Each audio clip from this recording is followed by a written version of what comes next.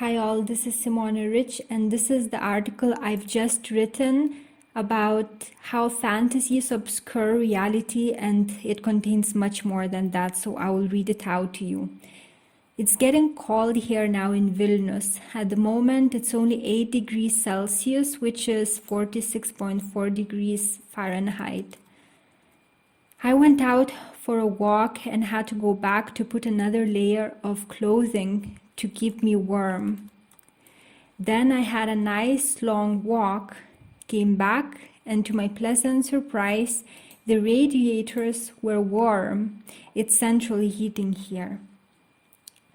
I'm listening to A Course in Miracles every day, and when I finished baking cookies and my client's assessment was done, I had the time to reflect on my recently heard teachings about fantasies.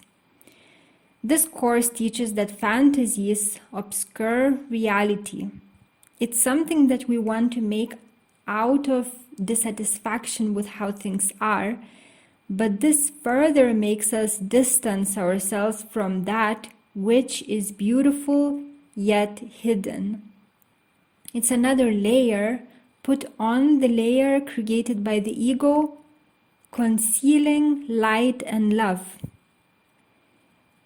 So the Course teaches only to see things how they are. In fact, it teaches that we see through the ego, so we will be deceived by what we see unless we allow the Holy Spirit to interpret what the ego sees.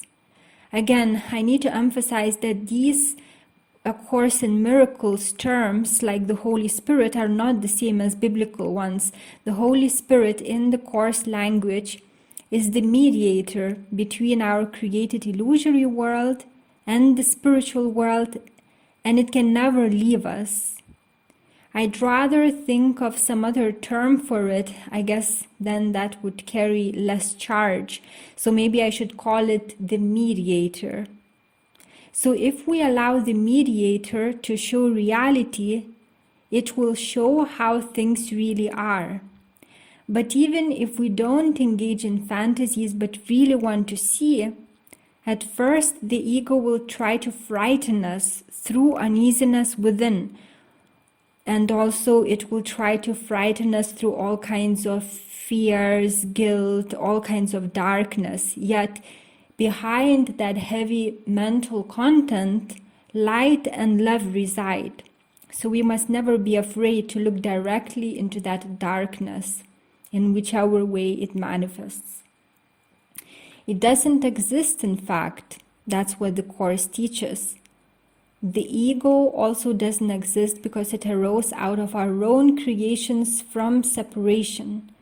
And those separate from the source creations cannot truly exist. So the Course asks us to never be afraid to look into darkness, but to look at those dark illusory creations within as well as without, through the eyes of the mediator. Just ask for this and it will be done.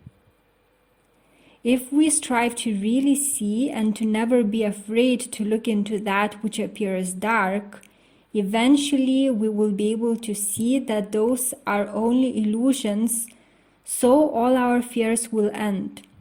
And then we will be able to see our true nature, which is absolute love and light.